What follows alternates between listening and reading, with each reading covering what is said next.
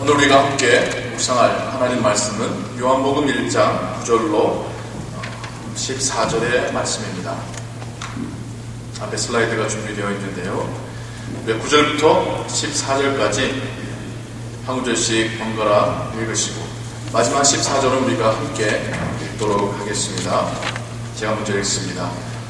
참 빛, 곧 세상에 와서 각 사람에게 비추는 빛이 있었나니 그가 세상에 계셨으며 세상은 그로 말미암아 지음바 되었는데 세상이 그를 알지 못하였고 자기 땅에 오매 자기 백성이 영접지 아니하였으나 영접하는 자 곧 그 이름을 믿는 자들에게는 하나님의 자녀가 되는 권세를 주셨으니 이는 혈통으로나 육정으로나 사람의 뜻으로 나지 아니하고 오직 하나님께로서 난 자들이니라. 말씀이 육신이 되어 우리 가운데 거하심에 우리가 그 영광을 보니 아버지의 독생자의 영광이요 은혜와 진리가 충만하더라. 아멘. 제가 말씀에서 기도하겠습니다. 하나님, 이 시간 하나님 말씀을 듣습니다. 하나님께서 말씀하셨고 기록하게 하셨고 우리에게 전해주신 이 말씀을 듣습니다. 오늘날도 살아계신 능력의 말씀으로 듣사오니 우리 삶 가운데 이 말씀이 빛이요 등불되게 하여 주옵소서. 예수 그리스도의 이름으로 기도하옵나이다. 아멘. 오늘부터 여러분들과 새로운 주제의 시리즈 말씀을 보고자 원합니다.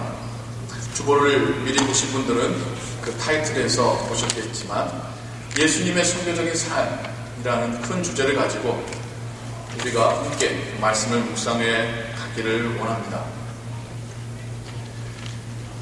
여러분들은 성경을 읽을 때 주로 어떤 것을 중요하게 여기고 혹은 어떠한 관점에서 성경을 읽습니까? 이것을 읽음으로 해서 내가 이 안에서 나에게 필요한 그 무언가를 찾기 위한 관점으로 우리는 읽게 됩니다. 이건 굉장히 내추럴한 거죠. 자연적인 거죠. 신문을 보시던 뉴스를 보시던 책을 읽으시던 우리는 자동적으로 또 본성적으로 나에게 필요한 것, 나에게 도움되는 것이 이 안에 무엇이 있는가 라는 생각을 가지고 읽게 됩니다.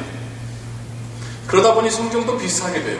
성경도 읽으면서 이 안에서 나에게 지금 도움이 될 만한 게 무엇인가, 나에게 위로가 될 게 무엇인가, 지금 내가 지혜가 필요한데 나에게 지혜가 될 수 있는 구절이 무엇인가, 내가 지금 몸이 아픈데 치유에 대한 말씀은 무엇인가.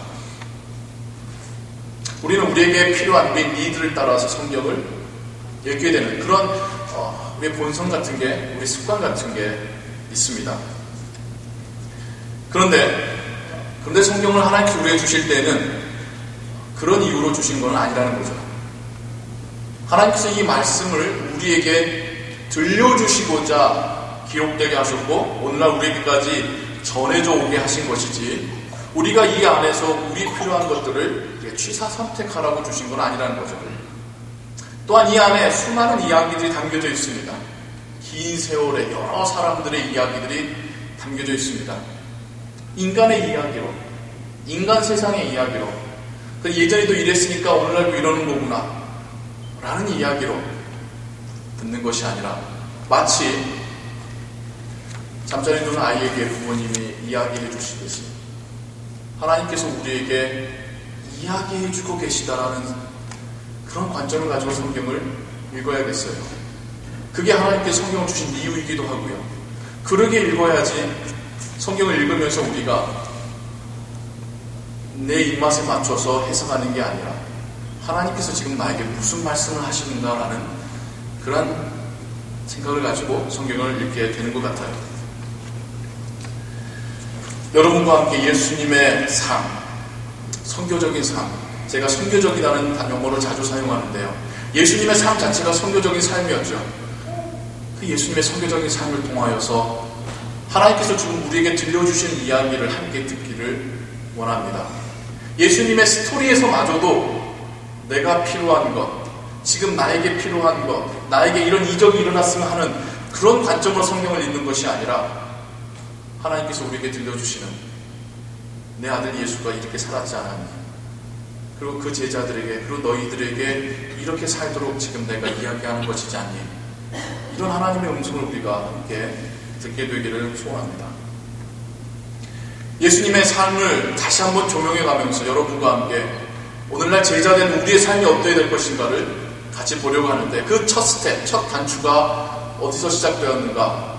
물론 구약에서부터 찾아볼 수 있었습니다만 저는 그래도 신약에서부터 여러분과 함께 보기를 원했고요. 그 시작은 그래도 결국 예수님의 탄생에서부터 우리가 볼 수 있는 것이겠죠. 예수님의 탄생이라는 게 어찌 보면 아버지 하나님이 아들 하나님을 이 땅 가운데 우리에게 보내주시는 그 시작입니다. 하지만 그 안에 담겨져 있는 의미가 결코 작지 않다라는 것을 우리 성경을 통하여서 보게 되죠. 어느 날 갑자기 아버지 하나님이 아들 하나님을 그냥 가봐 좀, 가서 도와줘 라고 보내신 것은 아니라는 겁니다. 신약보다 더 많은 분량의 구약의 이야기들을 통해서 하나님은 우리에게 그 예전부터 메시아를 보내주실 것을 약속해 오셨음을, 이 메시아가 어떤 캐릭터인지, 어떤 사역을 감당할 것인지, eventually 정말 우리의 구원에 어떻게 연관이 되었는지를 그 구약의 이야기를 통해 우리에게 계속 해주셨습니다. 그럴 때가 참에 그 아들 하나님이 이 땅에 오셨죠. 이 땅에 오셨는데 신으로서 오신 게 아니라, 물론 완전한 하나님이셨지만 완전한 인간의 몸을 가지고 오셨다는 것이 예수님의 출생의 가장 중요한 포인트인 것 같아요. 그것도 성인의 몸이 아니라 갓난 아기의 몸으로 이 땅에 오셨다라는 것, 하나님이 인간이 되셨다라는 것, 여러분 잘 알고 계시지만 이거를 오늘 다시 한번 생각해 보기를 원합니다. 하나님이 인간이 되셨습니다. 어떤 의미일까요? 하나님이니까 뭐든 될 수 있었겠지. 새도 될 수 있고 물고기도 될 수 있고 그 중에 인간이 되신 건가? 변신술을 말하는 게 아닙니다. 하나님이 인간이 되셨다는 것은 우리가 생각하는 것보다 더 엄청난 이야기입니다. 작년에 한국에서 좀 불명예스러운 이야기입니다만 사성 장군이 이등병으로 전역한 사건이 있었습니다. 기억하시는 분은 기억하실지 모르겠습니다만, 남자분들은 군대를 아시잖아요. 군대 다녀오신 분들이라면 훈련소 때 하사가 어찌나 높아 보이던지요. 하사 위에 소위는 다른 사람 같아 보였고요. 소령이 한번 뜨면 이게 세뇌가 된 거죠. 우러러보게 되고요. 별은 상상을 못했습니다. 실제로 별이 된다는 것이, 장군이 된다는 것이 그 어느 나라에서든 그 어느 군대에서든 참 힘든 일이라고 하더군요.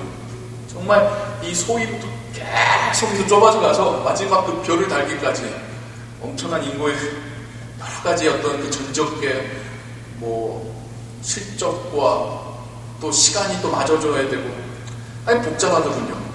그래서 별이 됐습니다. 별이 하나가 아니라 4개가 되기까지 그분의 삶은 어땠을까? 근데 그 별을 4개 다신 장군이 하루아침에 짝대기 하나 이등병이 돼서 전역을 했습니다. 강등이죠. 불명의 전역입니다. 그분의 삶의 모습이든 어떤 그 장군으로서의 품위가 안 맞았던 여러 가지 이유가 있겠습니다만, 하여튼 결과적으로 이등병이 돼서 전역을 했습니다. 그분뿐만 아니라 그 자자손손 얼마나 그게 불명예가 될 건지 우리가 충분히 이해할 수 있겠죠. 그거 이야기하자는 게 아니라 하나님께서 인간이 되신 것은 사성 장군이 이등병이 되어 전역하는 것보다 더 아래로 내려오신 거라는 거죠. 하나님은, 특히 아들 하나님은 성부 하나님과 함께 이 세상을 만드신 그 하나님이신데, 그 지식에 있어서나 능력에 있어서나 무한하신 분이신데 연약한 인간의 몸을 입으신다는 것, 제한된 인간의 삶을 살게 되신다는 것은 이건 엄청난 강등입니다. 후에 또 보겠습니다만은 낮아지심은 거기에 멈추는 게 아니었죠. 저 땅 밑에까지 낮아지셨죠. 십자가의 죽으심으로 죽음에까지 낮아지신 예수님의 그 자기 비양, 강등이 예수님의 선교적 삶의 시작이더라는 겁니다. 그럼 도대체 이게 어떤 의미일까? 오늘날 좀 더 이해하기 쉽게 여러분들에게 말씀을 드리자면, 하나님께서 인간이 되셔서 인간적으로 인간의 이슈들을 다 껴안으시는 사건이라는 거예요. 구약에서는 우리가 얼핏 보기에 하나님이 좀 멀리 떨어지신 하나님이셨어요. 사람들이 막 한참을 외쳐야지 겨우 반응하시는 하나님이셨고요. 심지어 하나님께서 무슨 말씀을 하시거나 나타나시기만 하면 그 자리에 있던 사람들은 벌벌 떨면서 죽을 것 같은 공포를 느꼈고요. 하나님은 약속하신 다음에 그걸 이루시기까지 참 시간이 많이 걸리셨어요. 하나님도 말씀을 많이 하셨느냐? 그렇지도 않습니다. 간혹 주셨어요. 구약을 그냥 오늘날 우리 관점으로 그냥 보자면요, 그 하나님께서 인간이 되셨습니다. 인간이 되셔서 인간이 되셨다는 이 짧은 표현 안에 너무 많은 게 담겨져 있는데요, 저는 이걸 오늘 여러분에게 말하고 싶어요. 인간의 문화를 다 받아들이신 거예요. 이 문화라는 이 하나 단어에 너무 많은 게 포함이 되어 있죠. 먼저 언어, 하나님의 언어가 아니라 인간의 언어로 말씀하시기 위해서 인간이 되셨다는 거죠. 인간처럼 먹고 인간처럼 주무시고, 예수님도 주무셨습니다. 인간처럼 옷을 입으시고, 자신의 몸을 관리하고 돌보는 것, 인간이 해야 되는, 우리 몸을 관리하지 않으면, 먹고 자고 안 하면 우리 죽잖아요. 예수님도 똑같은 제한된 환경 속으로 들어오셨습니다. 그뿐만이 아니라 그 시대의 상황 속에서 그들의 생각, 그 시대적 관점 다 받아들이시고 그걸 가지고 그들과 대화 나누셨어요. 예수님의 가르치심, 예수님의 비유는 다 그 시대적 상황에서 추출해내신 아이디어였습니다. 그러니까 예수님께서 말씀하실 때에 시대를 초월할 정도로 애매모호한 말씀을 하신 게 아니라 그 시대 사람들이 이해할 수밖에 없는 그 주제를 가지고 그들과 말씀하셨다는 거예요. 대화의 높이를 그들과 똑같이 맞추신 거죠. 하나님이 인간이 되셨다는 것은 거기에 멈추는 게 아닙니다. 인간이 겪을 수밖에 없는 모든 부족함과 문제들을 하나님도 다 겪으시고 포용하셨다는 거예요. 배고픔, 고난, 육체적인 것뿐만 아니라 사람들과의 관계 속에서의 텐션, 예수님도 힘드셨을 거예요. 바리새인들이, 대제사장들이 뒤에서 비난하고요. 예수님은 어떤 비난을 받으셨는지 아세요? 미쳤다, 귀신 들렸다.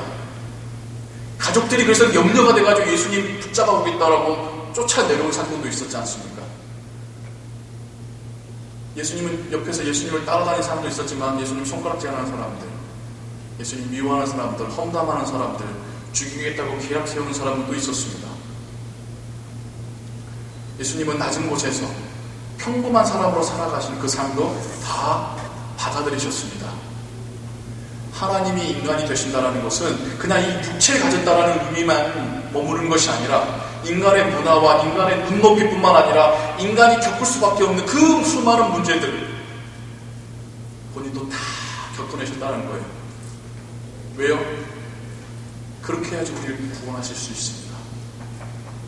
전혀 다른 차원의 존재로서 이제부터 너희들 용서해줄게가 아니라 철저히 인간이 되심으로, 철저히 인간의 그 모든 고통을 받아내심으로, 마지막에는 그 죽음의 고통까지 받아내심으로 가장 인간적이 되셔야지 인간을 구원하실 수 있기에 그렇게 이 땅에 오셨습니다. 그게 예수님의 선교적인 삶의 시작이셨습니다. 저 멀리 막연한 곳에 계신 것이 아니라 인간이 되셔서 인간을 이해하시고 인간에게 말씀해 주시기 위해서, 그래서 인간 대신에 죽기 위해서 오신 것, 하나님이 인간이 되셨다라는 의미입니다. 이 말씀을 우리의 삶에, 우리의 제자된 삶에 적용해 볼까요?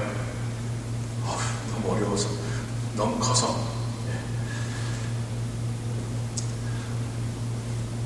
참 저는 교회의 긍정적인 이야기를 더 많이 하고 싶은데 말하다 보면 부족한 이야기, 불편한 이야기 더 하게 되더라고요. 제가 아직도 성화가 덜 돼서 그렇습니다. 오늘 무슨 이야기를 하려고 하냐면 교회처럼, 기독교인처럼 참 단절된 공동체가 또 있을까 싶을 정도예요. 교감이라고 하죠. 커뮤니케이션이라고 할 수 있고요. 감정을 주고받는 그런 부분에서 교회처럼 미숙한 공동체가 또 있을까, 집단이 또 있을까 싶은,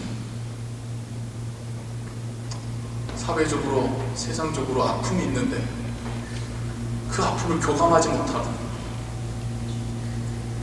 바깥 문제만이 아니라 우리 안에서도 참 서로 교감이 잘 안 되는, 그 이유 중에 하나는 나만 구원받으면 된다는 식으로 개인 구원주의에 너무 집중해서 교육했기 때문에 오늘 부작용이지 않을까라는 생각을 해보는데요. 여러분, 결국 오늘날 그래서는 안 되는데 교회가 세상 사람들이 비난받는 이유는, 저는 그 출발점이 교감 능력이 떨어져서라고 생각을 합니다. 세상의 사람들이 느끼는 그것들을 전혀 느끼지 못한 채 딴소리하고 있기 때문에 교회 밖에 있는 사람들이 교회 안에 들어오는 것을 주저하죠. 두려워합니다. 나도 같이 미치는 거 아닐까? 저렇게는 난 안 살아야지. 그런데 예수님의 삶의 그 시작은 우리와 교감하시려고, 우리와 대화하시려고 우리에게 오셨다는 것, 그게 성경이 우리에게 말씀하고 있다는 겁니다. 참 아이러니죠. 우리가 가장 못하는 거기에 예수님의 성교적인 삶의 시작이 있었다는 거죠.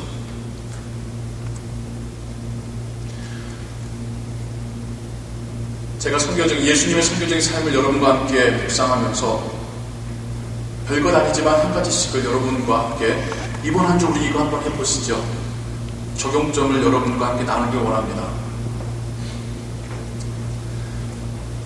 예수님, 하나님이 우리에게 찾아와 주신 그 사건을 통해서 저는 오늘 이번 한 주간 여러분과 함께 정말 내 마음속에 가장 큰 부분을 차지하고 있는, 좋은 의미로가 아니라 나쁜 의미로 나로 하여금 고민하게 만드는, 나로 하여금 스트레스 받게 하는, 나로 하여금 힘들게 하는 그 사람을 놓고 기도하는 한 주간을 삼아보자 하고 여러분에게 제안드리고 싶습니다.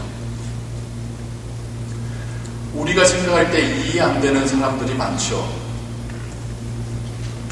어떻게 그럴 수 있지? 어떻게 나한테 그러지? 참 제가 많이 듣는 이야기예요. 솔직히 저도 그러기도 하고요. 그런데 하나님이 인간이 되셨다는 이 사건을 두고 생각해 볼 때에 우리는 얼마나 그 사람의 입장에서 생각해 보았는가, 한번 생각해 볼 필요 있지 않을까요? 정말 그 사람의 입장에서 한번 생각해 봤을까요? 하나님은 어느 정도까지 낮춰주셨다면 우리하고 말을 할 정도, 우리하고 문화를 이해할 정도뿐만 아니라 우리가 만질 수 있고 들을 수 있을 뿐만 아니라 이 땅에 오셔서도 왕이 되실 수 있는, 귀한 자리에 오실 수 있는 그 하나님이 가장 보잘것없는 그냥 평범한 한 사람 중으로 오심까지 우리에게 맞춰주셨습니다. 우리는 얼마나 그 사람에 대해서 이해하려고 해봤는지요.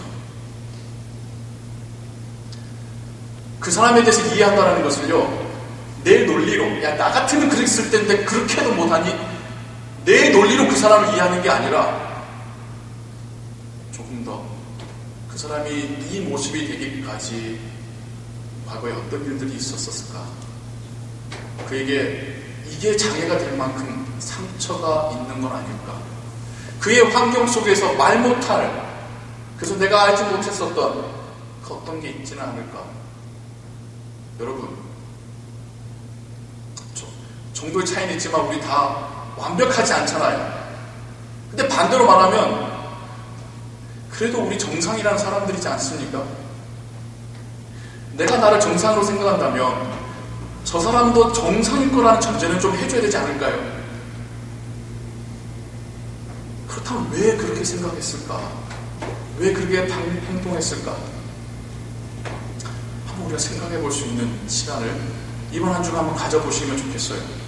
그냥 생각한다는 게 아니라, 여러분, 우리 생각한다고 해서 쉽게 안 되잖아요. 기도해 보는 것으로, 하나님, 저 사람을 이해해 보길 원합니다. 저 사람의 입장에서 생각해 보길 원합니다. 도와주세요. 제 머리로는 안 되는데 하나님 도와주세요. 그게 여러분들의 배우자일 수도 있고, 여러분을 속속이는 여러분의 자녀일 수도 있고, 가까운 데 있는 교회 식구일 수도 있고, 여러분의 직장 동료나 상사일 수도 있고요. 대체적으로 멀리 떨어져 있는 사람이 우리 마음속에서 제일 힘들게 하는 사람은 아니지 않습니까? 가까이 있는 사람, 자주 보는 사람. 그래서 하나님 이해되지 않는, 우리가 그 사람을 놓고 기도하는 이번 한 주간을 갖기를 소원합니다. 어려운 거 저희가 여러분에게 말하는 게 아닙니다. 막 찾아가가지고 예수님처럼 그 사람이 되라는 게 아니라, 우리 그 리들 스텝부터, 작은 스텝부터 한번 시작해보자고요. 기도 한번 해보게요. 이제까지 우리가 기도의 주제에 항상 나를 가장 먼저 뒀는데, 이번에는 하나님 한 스텝 물러서서, 하나님, 제가 저 사람을 좀 이해해보기를 원합니다. 저 사람의 마음을 좀 이렇게 공유해보기를 원합니다. 교감해보기를 원합니다. 도와주세요. 저를 알게 해주세요. 이번 한 주간 매일이 되셔도 좋고, 단 한 번이 되셔도 좋고, 여러분 우리 한번 기도해보게요. 그렇게 기도하는 우리의 마음속에 하나님께서 어떠한 은혜를 부어주시는지, 어떤 변화가 시작되는지. 물론 한 번의 기도로 세상이 변하지는 않습니다. 물론 정말 그렇게 기도해도 여전히 그 누군가가 이해 안 되고 답답하고 힘들 수도 있습니다. 그런데 우리가 시작해보자고요. 주님의 제자로서의 삶을 시작해보자고요. 우리가 주님의 제자 된다는 거, 여기서부터 해결되지 않으면 그럼 그 다음이 어떻게 따라올 수 있겠습니까? 나 아닌 다른 사람이 이해되지 않는다면요. 주님이 우리에게 찾아오심으로 그 사역이, 그 삶이 시작되셨듯이 우리 신앙생활에서 변하는 그 누군가를 이해해보려는 것, 그 누군가를 위해서 기도하는 것, 거기서부터 시작될 줄 믿습니다. 하나님께서 우리의 마음속에서 역사하시는 것을 우리가 경험할 줄로 믿습니다. 하나님께서 내 마음을 만지시는 것을 경험하게 될 줄로 믿습니다. 하나님께서 이제까지 내가 못 봤던 것을 보게 하시는 그런 은혜가 우리에게 있을 줄로 믿습니다. 그 사람이 소중했다는 것을 깨닫게 하시는 은혜가 우리에게 임할 줄로 믿습니다. 선교적인 삶, 우리도 함께 시작해보는 이 한 주간 되시기를 주님의 이름으로 축원합니다. 기도하겠습니다. 하나님, 하나님이 인간이 되셨습니다. 이 어찌 말도 안 되는 놀라운 결단이고 결정이십니까? 하나님이 그냥 하나님으로 남으셔서 우리에게 말씀하셔도 되셨는데, 정말 우리를 완전히 이해하시려고 인간이 되셨고, 우리를 완전히 구원하시려고 우리의 모든 고통을 다 품에 안으셨습니다. 이제 우리도 그렇게 그 누군가에게 한 걸음 다가가길 원합니다. 그 누군가를 이해하길 원합니다. 도와주옵소서. 나 혼자의 힘으로는 어렵습니다. 이제껏 우리가 받은 상처 때문이라도 참 쉽게 되지 않습니다. 그러나 변화는 일어나길 원합니다. 내 안에서, 그 사람 안에서, 그 관계 속에서 변화가 일어나길 원합니다. 하나님 도와주옵소서. 하나님 깨닫게 하옵소서. 하나님 우리에게 용기 주옵소서. 그렇게 우리가 진정한 주님의 제자로 살아가게 하여 주옵소서. 예수 그리스도의 이름으로 기도하옵나이다. 아멘.